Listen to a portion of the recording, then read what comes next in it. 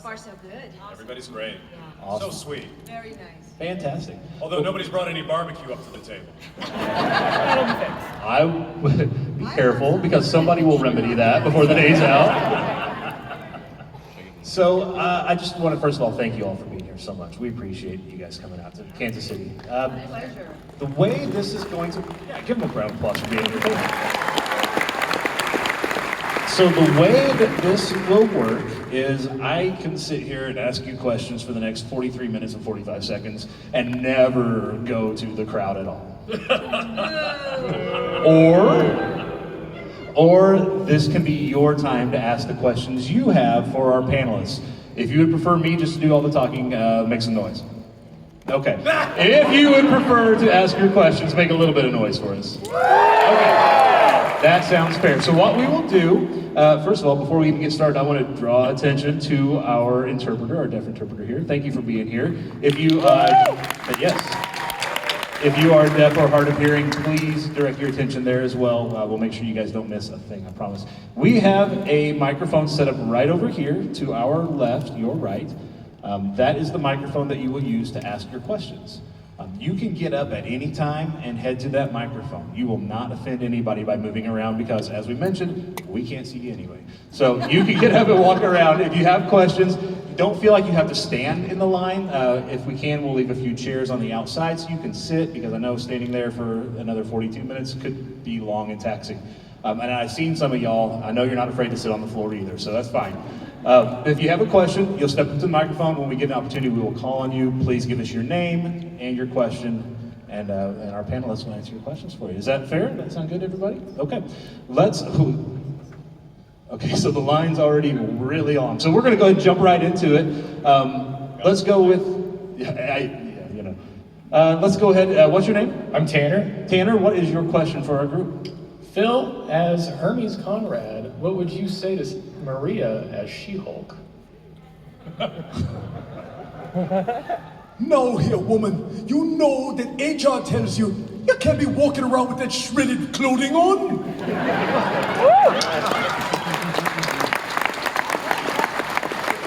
Thank you. Thank you, Tanner. The game, right? Oh my gosh. Right? I think so, yeah. It all runs together after a while. Imagine It was a green Maria. Yes. Oh yes, I was ripped. Did they get you like one of the Marvel trainers so that you could, get up at 3 a.m. to force feed you fish and? No? Okay. Not for the voice. No, okay, very good. Let's go to our next question then. And at some point I will stop you and ask my own questions because I can't do that. What is your name and what is your question? And they are taking a moment to wipe down the microphone for your safety as well. So that's, if there's a delay, that's why. So go ahead.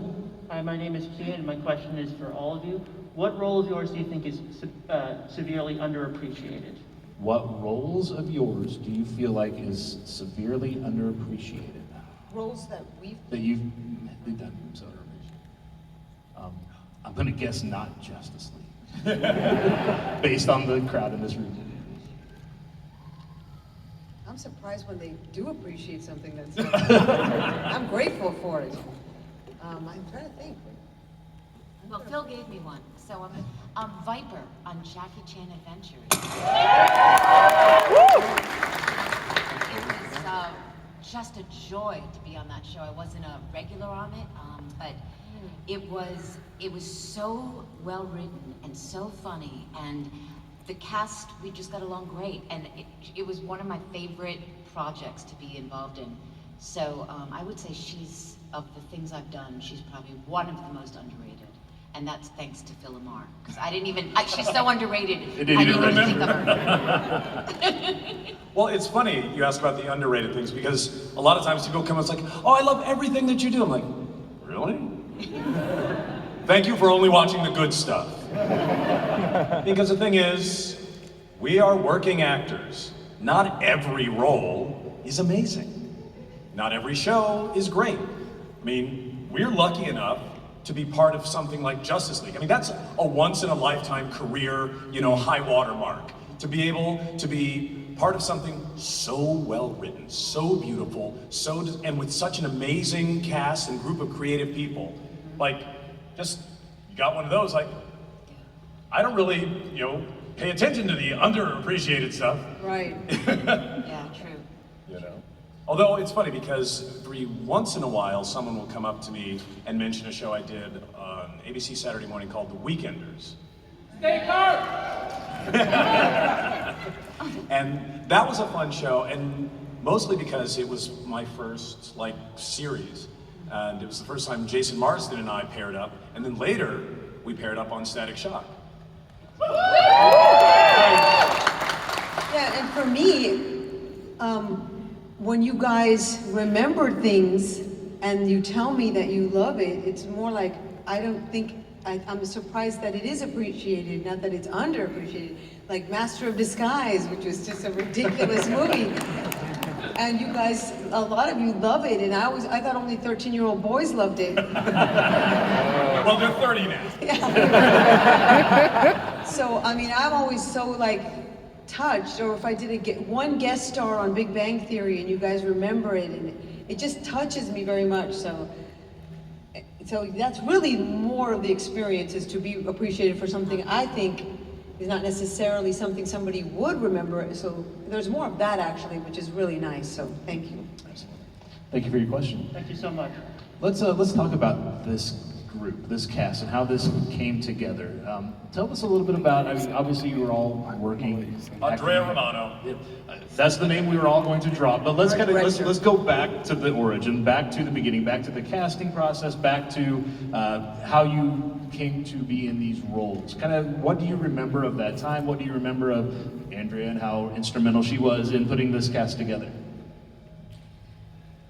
Well, I had a smaller recurring role on a show called Static Shock. I was a television reporter, Shelley Sandoval reporting. And it was a great experience, and I was still kind of new to the game, and of course our wonderful director, Andrea Romano, who loves and knows and trusts actors, and she brought me in to read for Hawk Girl. And what was so cool too was that I remember the big guns were there, Bruce Timm and all of them. And in the scene, it was about Shaira missing Thanagar and talking about how she was very slightly emotional, but not crying. And so I remember thinking, okay, well, as actors, we bring our own selves to the characters, and Andrea wanted our natural voices. She didn't want us to put on something too far from who we were. So I tried to remember how I feel about missing Miami, which is the city where I'm from. And I thought, that whole, my parents are from Cuba, the whole Cuban culture. And I tapped into that nostalgia, and I used it to miss Thanagar. And I thought about missing, and it did create an emotional response in me that helped me really tap into what Shaira, in a very real way, was feeling. And I was so pleasantly surprised to get it, and had no idea what it would become. Like Phil was saying, just a wonderful experience that has lasted so many years and touched so many people. And it really is Andrea Romano's vision and love for the actor, and knowing how to talk to the actor, how to direct an actor. She deserves all the 10,000 Emmys that she's won.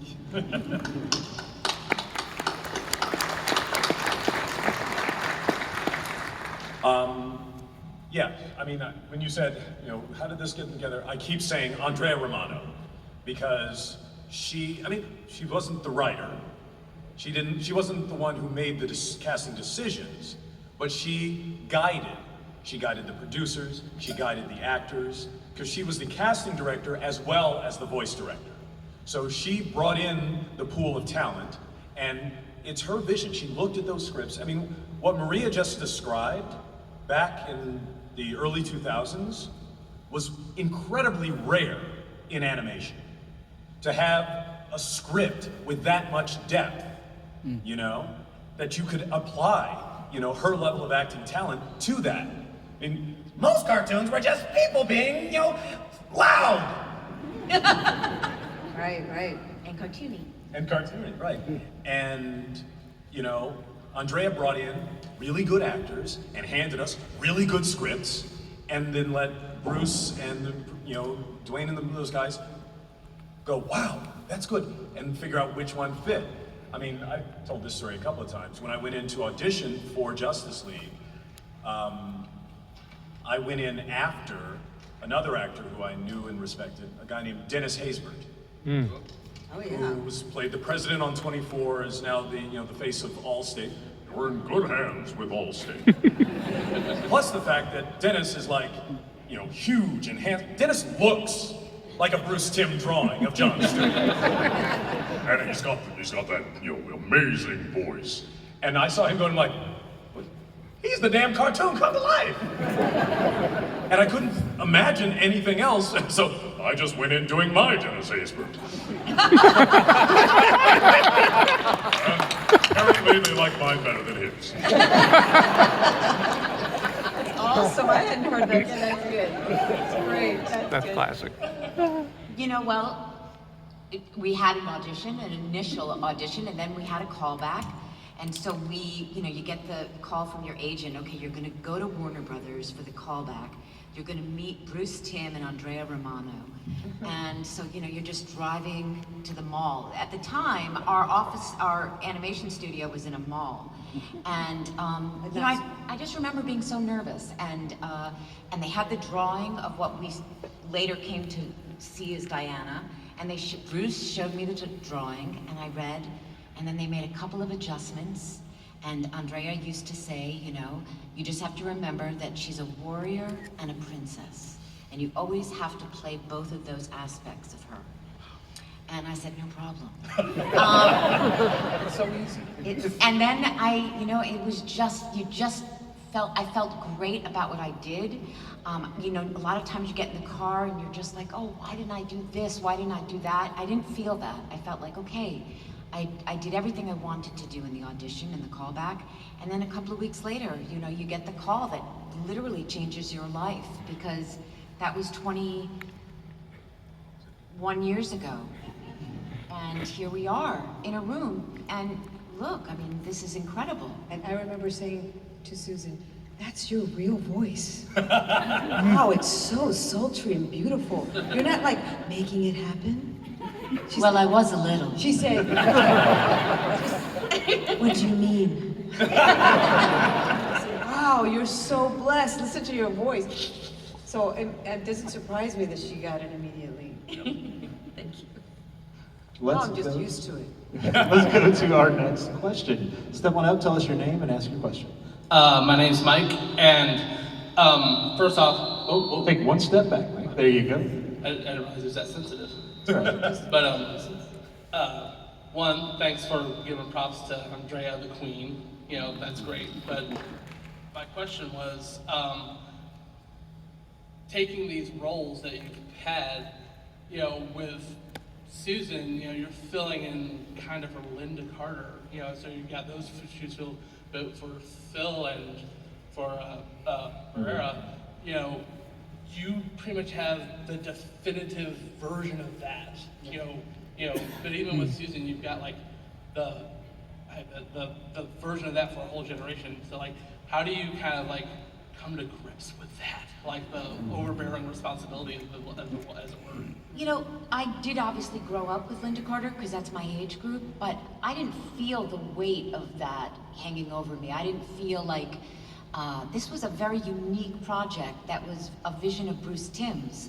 So I didn't feel any pressure that I had to be or sound like Linda Carter. It didn't feel like we were replicating that in any way. Right. So there wasn't that pressure, frankly. It felt like a brand new, fresh iteration of the character. I felt like I was starting from scratch. What Linda achieved is extraordinary because she played her for 3 years, and we're still talking about Linda Carter. But I didn't feel, it wasn't like Bruce Timm said to me, you know what, how Linda Carter did it. I want you to do it just like that. She didn't exist for the animated series, for our animated series, the Linda Carter. Except, you know, I got to do one spin. I wish there had been more, but I did get to do one. Yeah, that's interesting because at that point in the year 2000, it's probably when we first started, the gap between on-camera, prime time, and Cartoon Network animation was so huge. You know, you guys nowadays, where everything's on streaming and everything's on YouTube and it's all melded together, you know, and Chadwick Boseman did the cartoon and the walls were so much wider back then. The worlds were separate. But you were still stepping into, you know, one of the big three of superheroes. Right. I mean, granted, you know, Kevin was already carrying the mantle of Batman. Right. I think George maybe had more weight on him Yeah. because, there's been a lot of voices of Superman. You know, how are you gonna do it? But yeah, Maria and I were lucky because, you know, no one had voiced or even played these characters in any realm before, which I always think, you know, gives you a certain amount of clean slate to yeah, create. and a certain amount of creative freedom. Yeah. Because with, you know, big characters like Batman and Superman, even people who've never picked up a comic book feel like they have an opinion about how Batman or Superman should act, sound, behave.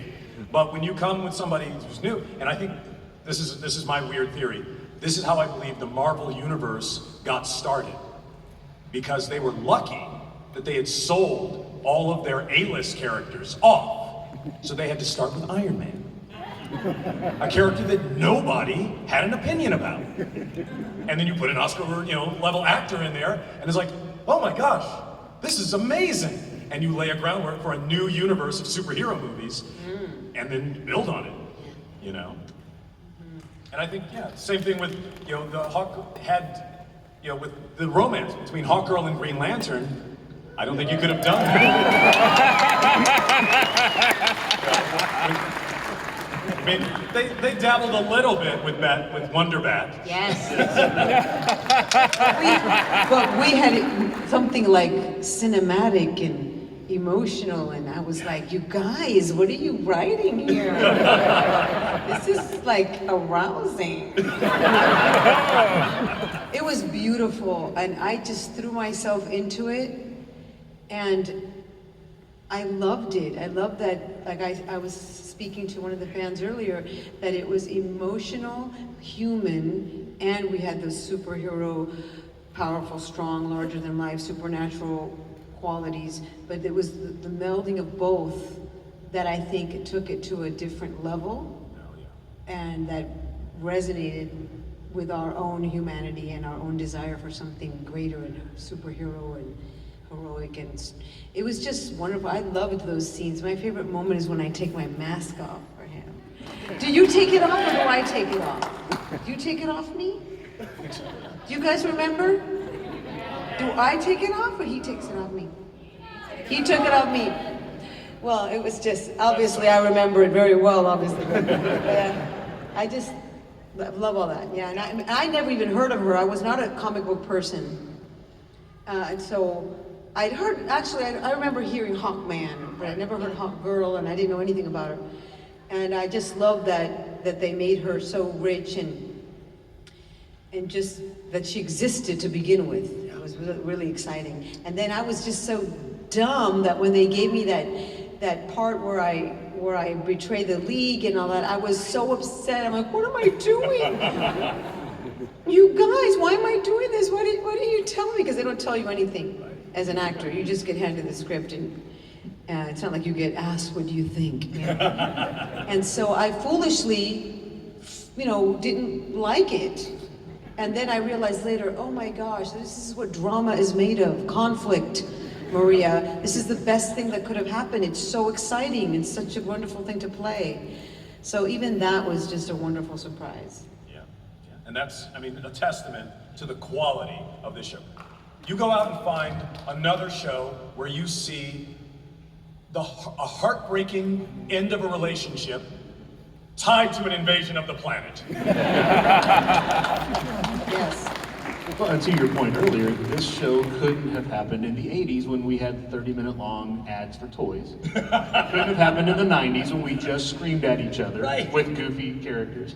This was something new. This had depth that was lacking at the time. And so it was groundbreaking. Now, shows that you watch now on streaming, cable, satellite, whatever, the bar was set. And everybody is still trying to catch up to it, it feels Yes, like. Joey, and ahead of its time in that they were open to seeing talented actors of any shade and any background, rather than being forced to, because of pressure now.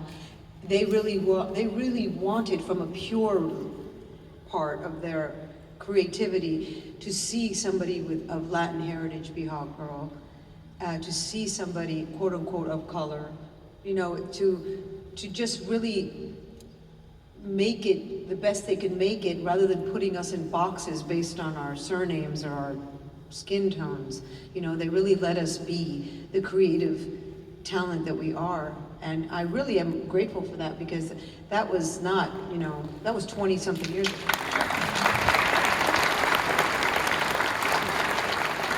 And I think that speaks to the second part of that question, which is the legacy piece of it. You have inhabited these characters.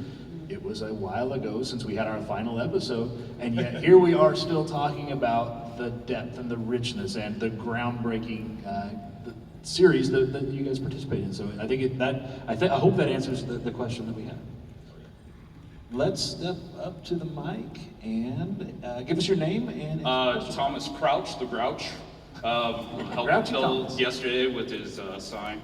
I really like to first appreciate what you've done and gave the voices and being what you just spoke about, being distinctive to those characters. Of a guy that grew up of the Super Friends, and you're talking about ethnicity and how they tried to do it back then as well. But in truth, what even the Vixen emotional triangle you guys had going on too, we really appreciate you all coming here. As a child of the 60s and 70s, I really appreciate the shows, and my kids who are here finally today, and my grandkids, which Phil, as I was telling you yesterday, feeding my grandchild son, watching the Ultimate Spider-Man, so I got him hooked. But in your question, in your time of doing all these voice acting and the other voice actors you ever worked with, Clancy Brown, Mark Hamill, Tara Strong, incredible. Has there anybody that you interacted with or been with, and maybe have a short story with, on any other voice actors you've ever been with? Crazy stories from the set. I don't know if it's crazy, but it was pretty cool. My brother's always been a huge Star Wars fan, and he came to visit from Florida, and coincidentally that day we were recording with Mark Hamill in the studio. And I told my husband, oh, bring him right to the recording studio to meet us. And it was pretty cool for him to meet Mark Hamill, take pictures with Mark. And that was just a wonderful, because I think he came out to visit like twice in all those years, so it was really great. Yeah, we had amazing guest stars. That was another. Yeah. I mean, Did you ever crazy. get to see any of them? Well, yeah, we were all together. Okay. Yeah, Andrea would make sure that we would all record together as much as possible, because it would add that whole electric special something to the recording. Yeah, so we were, you know, you'd walk in, we wouldn't know who they had cast for those guest star parts. So we'd be as starstruck as you were Yes. when you read the names in the credits. I mean, you're standing there with Ed Asner and Efrem Zimbalist Jr. and Alfred Molina. I mean, you know the list. It's crazy. Richard Mole, Clancy Brown. Clancy was like almost a regular, and he's just glorious. So, I mean, I grew up on the Mary Tyler Moore Show. Yes. And so being able to do scenes with Ed Asner, and again, it wasn't like he and I were having coffee in the break room, you know, talking about Lou. I mean, it wasn't that, but you know, it was, the It's pretty feeling cool. of giddiness that came over me when knew he was Granny Goodness, and you know, and had those scenes with him. Oh, Mr. Grant. And I may have done that once. May have. But yeah, no, it was just a parade of extraordinary people that came in, and we would all be in the same room together, which was a gift that we got to do that and work opposite each other in the same. Patrick Duffy played my love interest. Yeah, and he, you know, I grew up with Dallas, and there was Bobby Ewing sitting across from me. And now he's your boyfriend. And now he's my boyfriend. He's my Steve Trevor.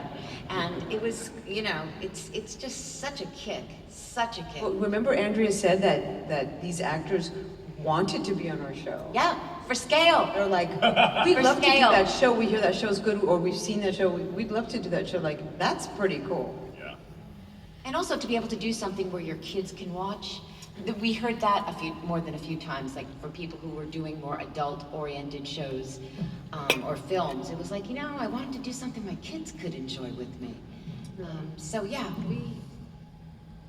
do you have any? Well, I remember once, or speaking of Clancy, there was an episode where it was Clancy and there was an actor named William Smith. Yes.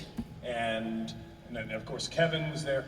And I think maybe it has something to do with the way Bruce draws his superheroes. All the guys have these immense chests. So they wind up casting a lot of really deep voiced people. And I remember that episode, you know, and Kevin and Clancy, and it was there were so many deep voices that it felt like you weren't even hearing people's voices through the speakers, but through the floor.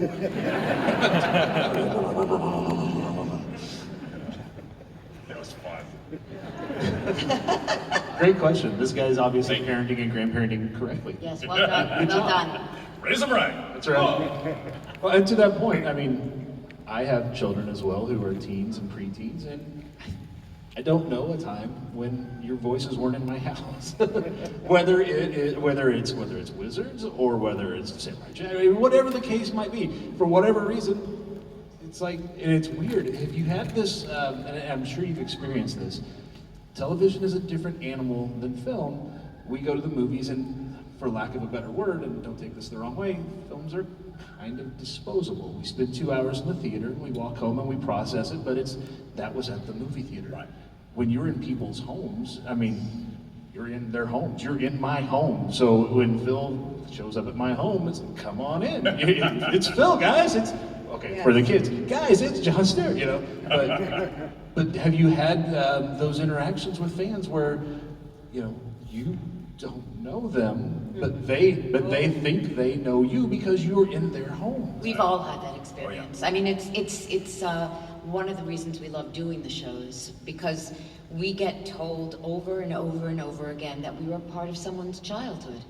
And next to being told that when they read a comic book, they hear our voices, it's like, it's, you know, the best compliment you could get. And people will come and tell you about their childhood. And a lot of people had it rough.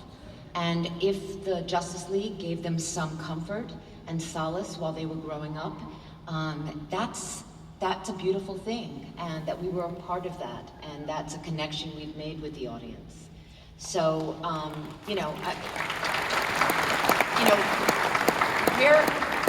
we're immensely touched by that. That feels like a privilege to be part of somebody's childhood in a good way. Well, because the fan base, you know, loves Wizards and they love the Justice League. I'm like, oh, that's so cool. And I love when they say, we didn't know that you were Hawkgirl. We thought you were the mom on Wizards. You're Hawkgirl too. I love when they don't know it and they realize it. Oh, that's great. It's so fun. And they say things like, because of what you're saying, because it's so intimate to be in somebody's home, especially when you're a child and you believe and trust everything and take it in, and they say, girl, you raised me. And it's really cool. And it's just like, thank you, God, that you know, I haven't done a ton of things, you know, and as actors, we always want more. It's like, I wish I'd done more, I wish I got this, and then I'm like, oh, you know, you look back and you're like, I got to do this, I got to do that. And being at the cons, you can't not be grateful because you guys are always telling us. Yeah. Thank you for that. That you love Danny. And you thank us for coming here, and I'm thinking, you know, you guys came here for us, so thank you for coming here. And it's just really a nice, you know, with all the things going on in the world and all the hardships and all the challenges, to be part of something that made you laugh and brings you joy. It's just a wonderful thing. Mm-hmm. So I feel really grateful for that kind of, like you said, the intimacy of people growing up with you and feeling like they know you. And you know, I understand it. It does surprise me sometimes because you don't expect it. Like I told the story when I think I'm in fixing the house mode, and I go to Home Depot and I'm talking to the guy and I said, well, I need this and I need that, and I think it's this kind of paint, but you know, I'm not sure. So is it in aisle 3? And then all of a sudden he interrupts me and he goes, you're hot, girl. And I'm like, yes, and I feel naked. Like, how do you know? You can tell just by my voice. He goes, yeah. And then he'll say, it's in aisle 4. I'll watch it. So it takes you by surprise, and it's just fun. It's just a fun thing. And also, I think for a lot of people, they got introduced to these characters through the Justice League. And so when, it's like you always remember your first, right? Yeah. It's first love. Hopefully first love. And so that stays with you. It doesn't matter how you age. You're always going to have a special feeling, a special connection for that first one. So. Well, and I think we're fortunate because there are a lot of things that we all experience, our firsts, or you know, when we were little, we're like, oh my gosh, I loved it so much. But then you go back and look at it like, ooh. Not great. Right. But we're lucky enough that with Justice League, it holds up. Yeah. So when you know you're sitting there showing it to your kids or your grandkids, you're not grimacing going, You're enjoying it again, and they're enjoying it too. So you know that's testament to the writers and artists that this work holds up. You know. Yeah. Yeah. Where's Tim? So if you guys are coming over for dinner, Sunday meatloaf/veggie loaf, it's your choice. Just show up at your house. Just show up. Yeah. Go ahead and step up to the mic. Give us your name and your question. Hey, how's it going, guys? My Hi. name's Anthony. Thanks again for being here. I know you guys are going to hear that all day, but you guys deserve it. Hands down, one of the best shows ever. So my question is, in a big day where reboots and revivals are, really big, how open/interested are you guys in returning for a possible, like I said, reboot or something like that? Or a reunion, perhaps, or something like that. We've only been trying to make it happen for how many years? I'd love to do it. #JL reunion. Everybody pull out your phones and mobile devices. Yeah, we just got to get Zack Snyder out of the way. Right? I figure, Young Justice got theirs. The Snyder cut got done, and now we're the ones left. The most polite, kindest fan base ever, and we're gonna get ours. Yeah.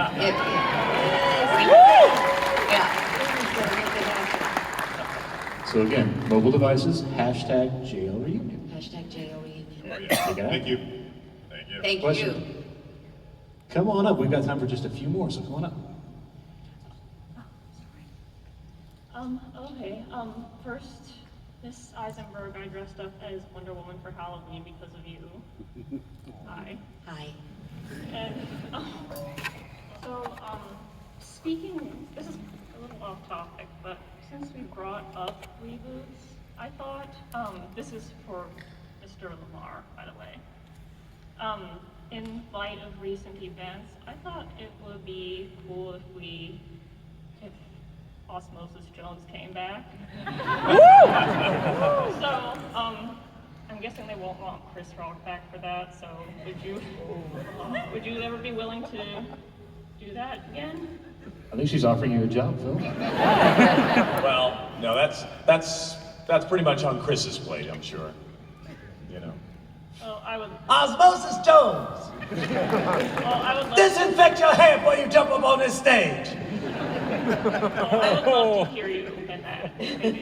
So, that was all I wanted to say. Thank Thank you. you guys for coming, too. Thank you. Step on up as soon as they wipe that down, and give us your name and ask your question. My name's Marcus. Maria had talked about it a little bit, but in the episode, the Thanagarian invasion, Hot Girl had ended up betraying the League. And so my question was, what was your reaction, all of your reactions then, and what do you think about it now? When you saw the script, and you saw what was going to happen, Well, I already how told you. Maria had betrayed you all, what was your reaction? Well, I was like, what? Like I told you. Then I thought it was great. Great drama. Well, until they was like, no, she's not. Is she not in the league anymore? What's going on? No, I mean, I still to this day. Was it a few years ago? We were at a convention and we read the final scene of Starcrossed, where John and Shara part ways, and it's such a great writing. I teared up acting it on stage in front of a crowd. Rich Vogel wrote that episode. Yeah. So it's just a great, part to perform. Yeah, I didn't see it coming. I love you, John. John, I never lied about that. Remember that? And then I fly away and he says,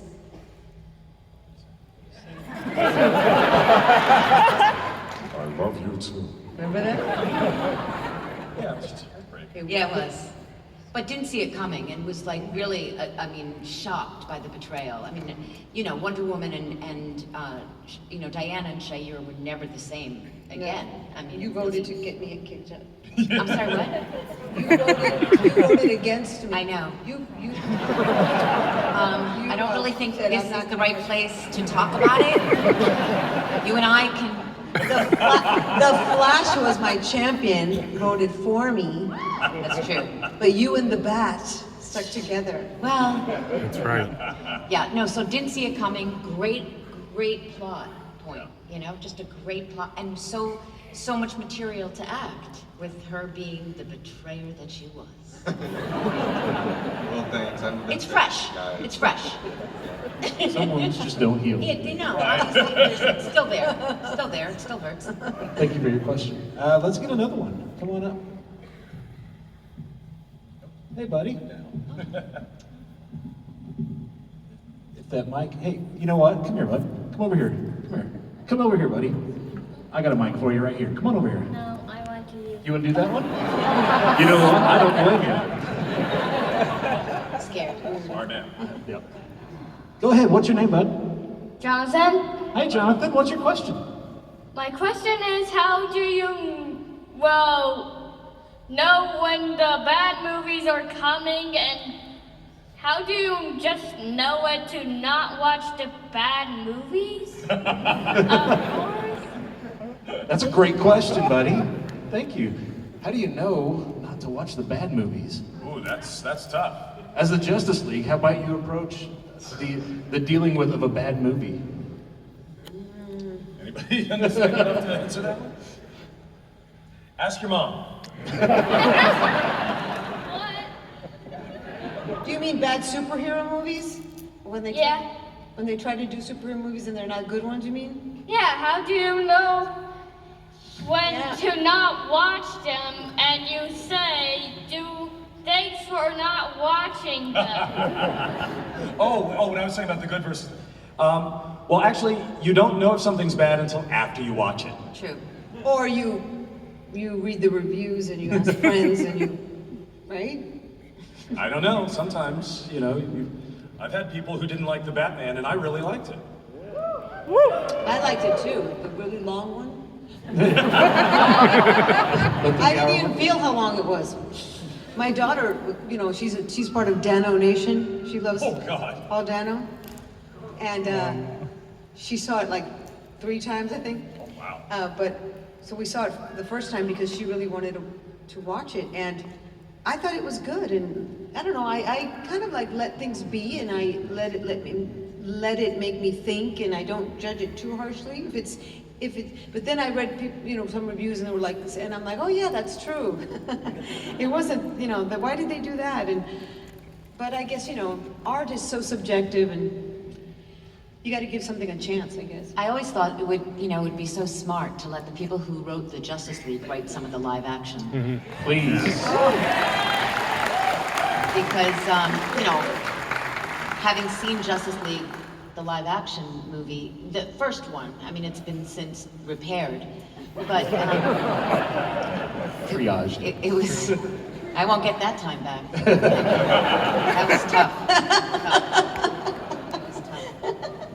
I can't tell a lie. Comment, yes. The animation is done so well. She cannot tell a lie. She's got that rope around her waist. Hello, it's a lasso.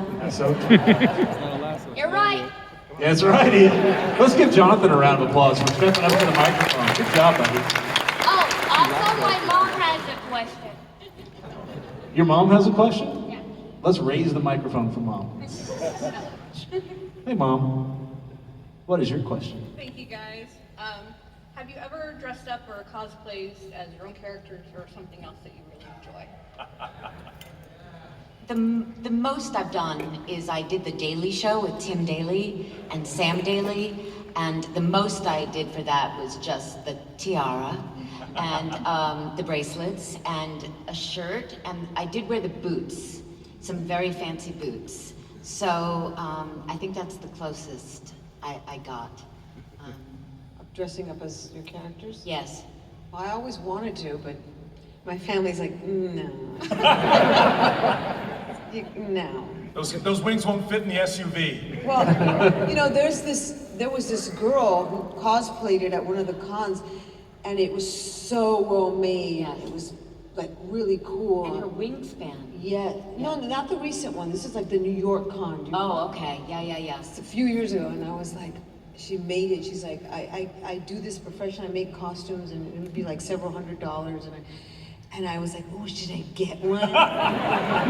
And be it for Halloween, not to go to the grocery store, okay? I'm not crazy. I'm not that crazy. But like for Halloween, I could do it, you know? And my family was like, no, it's just too much, you know? But secretly, I do want to. I think you should. You would look great. You look great. Okay, I'll do it. Yeah, sadly, I do not cosplay any of my characters. I think Mad TV broke me.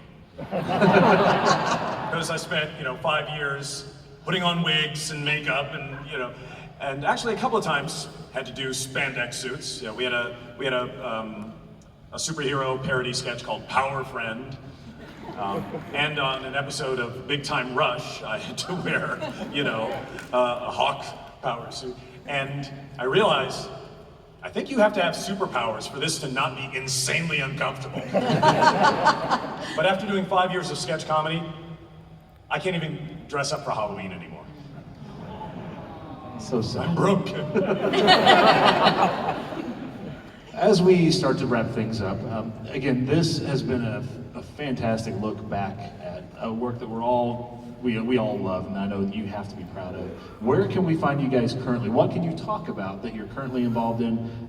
What projects, what causes are you committed to? Where can we find you now, 20-some years later? Well, I'm voicing Sunset Boulevard Des on the Proud Family, the reboot. And I'm Pilar, the tropical bird on Madagascar, A Little Wild. And I'm recurring on a show on NBC called Keenan, with Keenan Thompson. I play Loretta, the neighbor. And I've done a few independent movies. One's called Identity Crisis, which is really, really terrific teen comedy movie. And another one called Strong Fathers, Strong Daughters that my husband is also in. Another independent, and then another one called Keep Moving, and it's about dance, and I play the lead girl's mom. And my daughter has a nice little part in that too. She's my 18-year-old. Yeah, and then I will be, very, very soon, we will be doing a reboot of the Justice League. God willing. Hashtag JLA.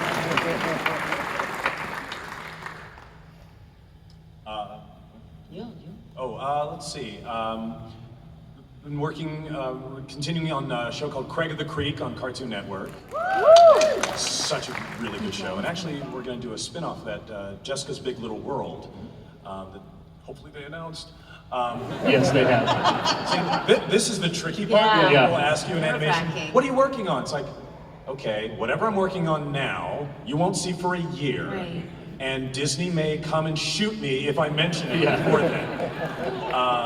But the things that are out are Craig of the Creek, and actually I weirdly did a couple of voices in a live action show. Cool. The Book of Boba Fett. Yeah, I got to voice a couple of the alien crime bosses, and that was so much fun. And those are out there to be watched now. And got a little thing that we just started working on that should be out in a year or two called Futurama.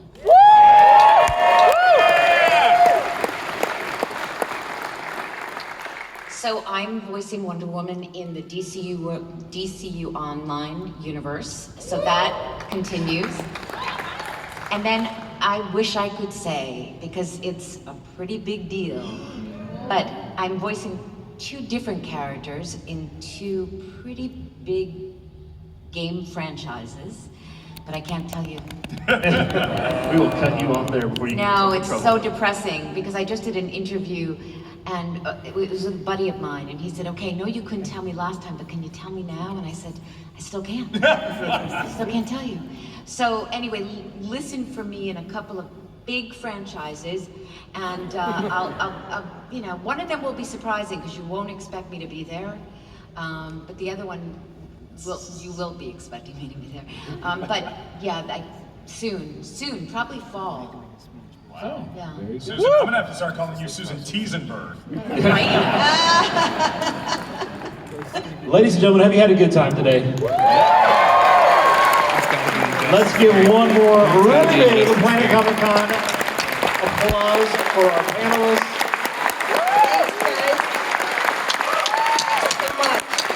And no, we did not get to every question. They will be here the rest of the con out on the floor. If you have not had an opportunity to do so yet, please stop by asking your questions. Tell them how much you love them. Invite Phil to Sunday dinner.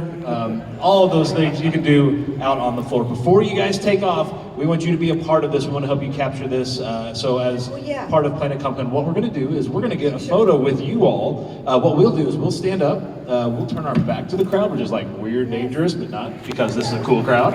And we'll get a photo, and you all will be able to find it on the Planetcomicon social media. You'll be able to tag yourself. You'll have a souvenir to remember this panel by. So let's go ahead and do that real quick. We'll just come right over here. I'll take it. Oh, okay. So we're right there. Yeah, we'll just come right for the table.